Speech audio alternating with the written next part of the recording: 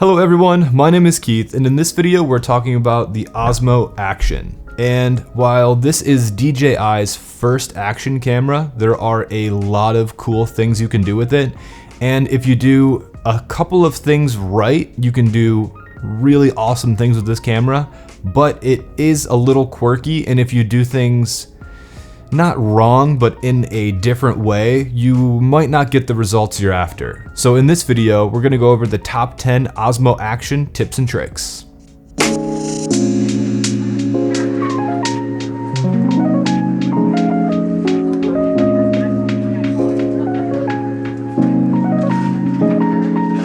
My first tip for the Osmo Action is to know when ROCKSTEADY is enabled or disabled or unsupported. There are a number of different recording modes, and not all of them are even supported by ROCKSTEADY.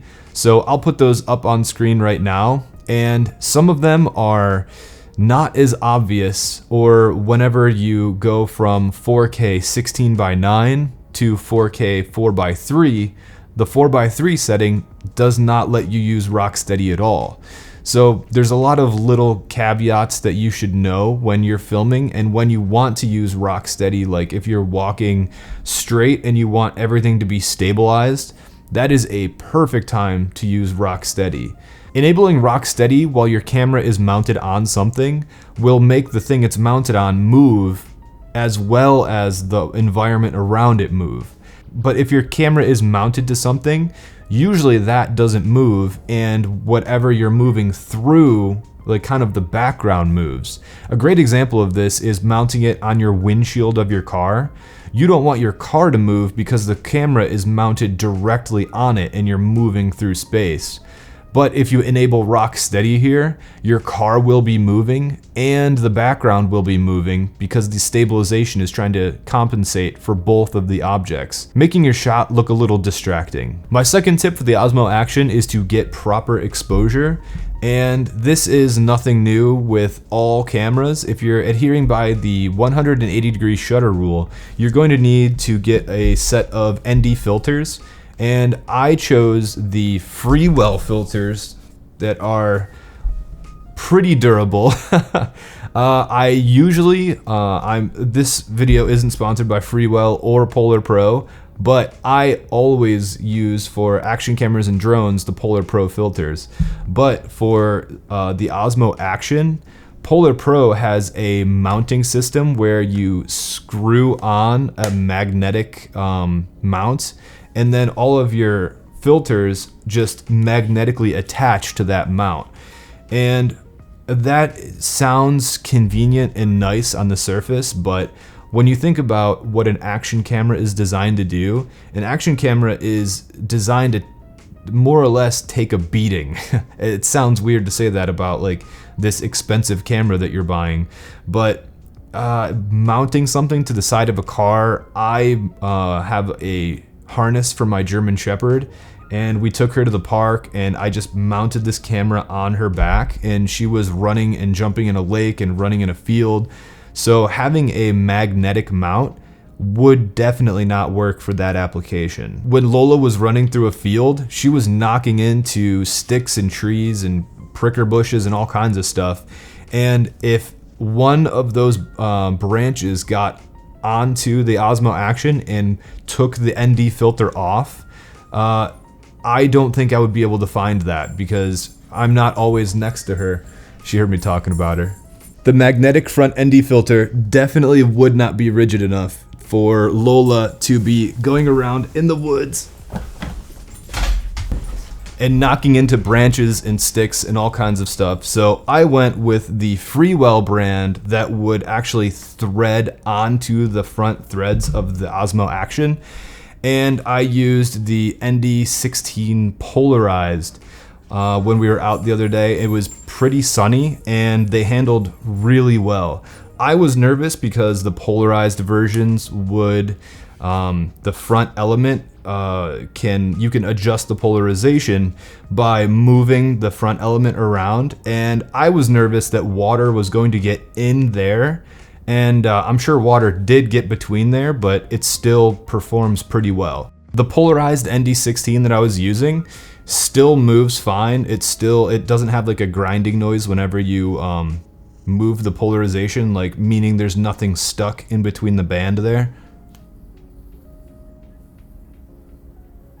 There's no scratches or anything on it, so I'm really happy with these ND filters. I got the 8, 16, 32, and 64, and it comes in this like hard tin case, which is kind of nice. You just throw it in your bag and not have to worry about it. Again, this is not a sponsored post by Freewell or Polar Pro. That is just my personal opinion about those filters. My third tip about the Osmo Action is about the time-lapse feature. On the Osmo Pocket, you have a time-lapse folder full of all the original source images and a low-res 1080p version. There are no source pictures on the Osmo Action SD card when you're...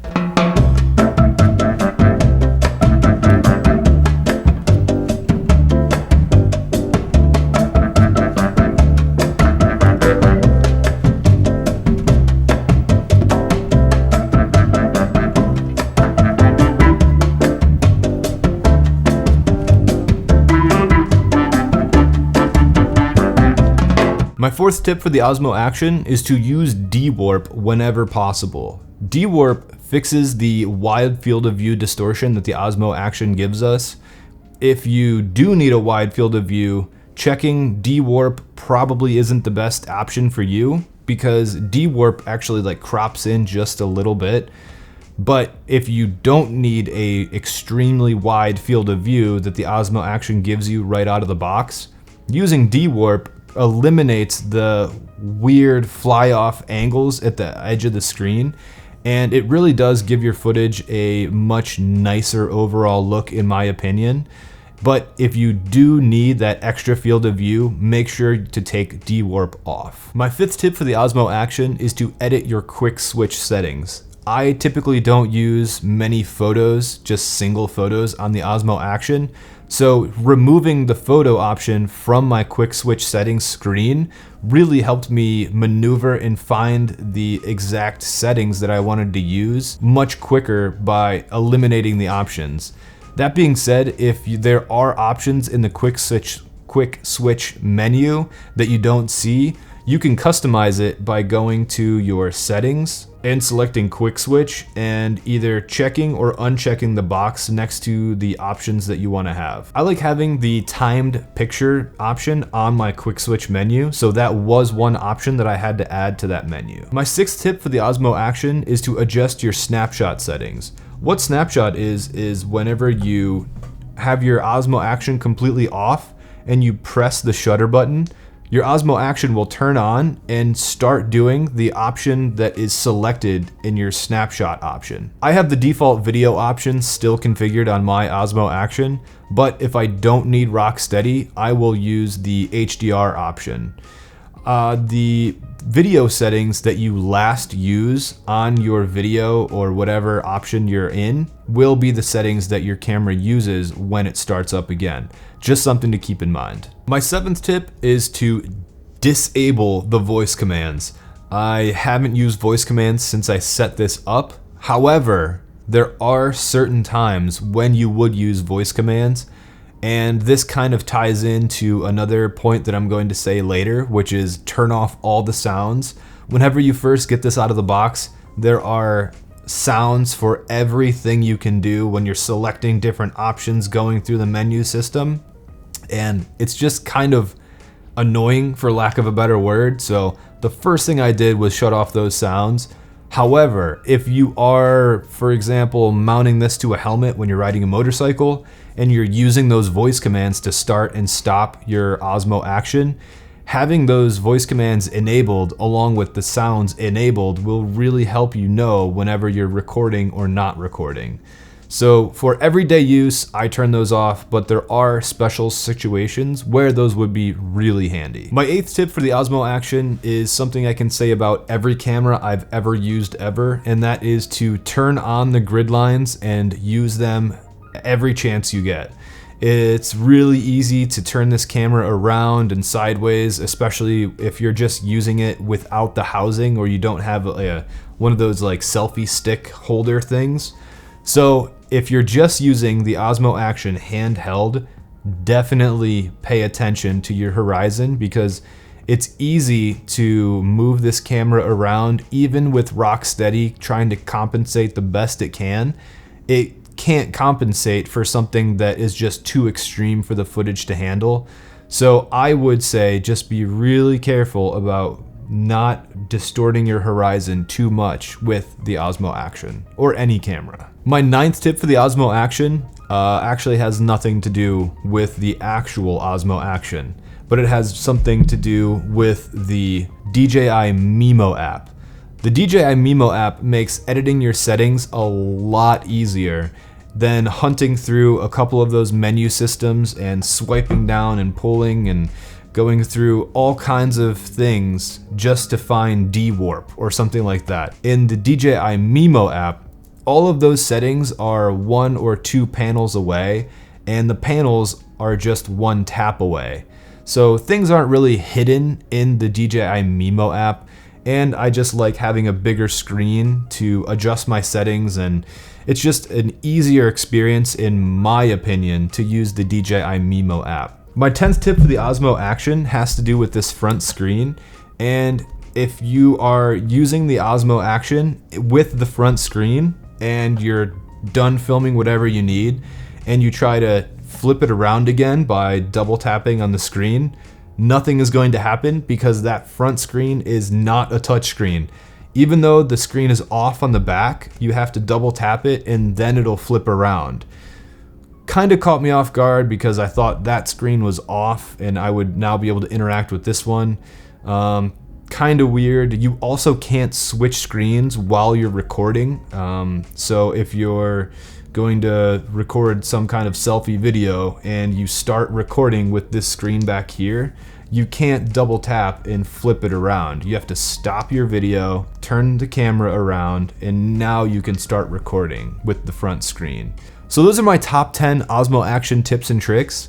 I do have a few other bonus tips. The first one has to do with this door covering the USB-C connection and the micro SD card slot. I like taking these off as soon as I get the cameras because I like to shoot a lot of time lapses and longer video, and when I first got this camera I only had 1 battery, so I had a battery pack in a USB-C port charging this camera while I was using it so I can get more battery life out of it. You should know that without this USB-C cover plate, this camera is not waterproof. So I put this on the harness and I put it on Lola, and I let her go and she started running straight towards the lake. And I remembered I had this battery door in my camera bag, so I ran after her and I managed to grab her before she ran into the water. Thankfully, she was distracted by another dog at the dog park, but I was able to take her back, put this door back on, and then she got into the water. So just make sure that this battery door is on properly and the battery is sealed and there's no yellow or orange slots around the edges. And now this camera is waterproof. Another tip that I touched on earlier is that you can't start recording and then double tap the back screen to switch it around to the front. You just have to stop recording, switch the screens, and then start recording again. A little annoying. I wrote it down twice in my notes, so it's burned me more than once.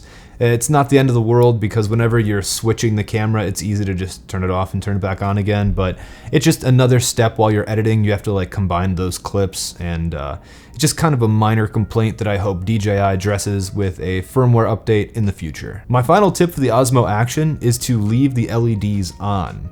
I usually turn sounds and lights completely off of cameras right when I pick them up every single time.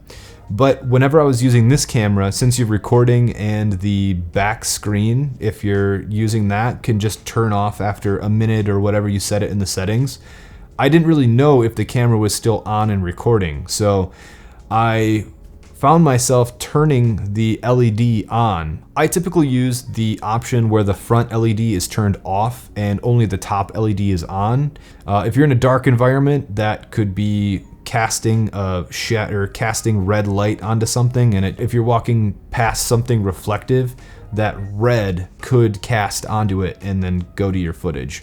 Not that this is a professional camera or that this is, going to completely ruin your footage somehow, but it's just personal preference and it's something that I noticed. So that was my top 10 plus 3 Osmo Action tips and tricks. I hope you guys enjoyed it. Give it a thumbs up if you did. Subscribe if you're new here. I'll be posting a lot more Osmo Action, Osmo Pocket, Mavic 2 Pro, and just general tutorials that you guys have been asking me to do. I have a giant to-do list and I'm completely backed up with videos to make.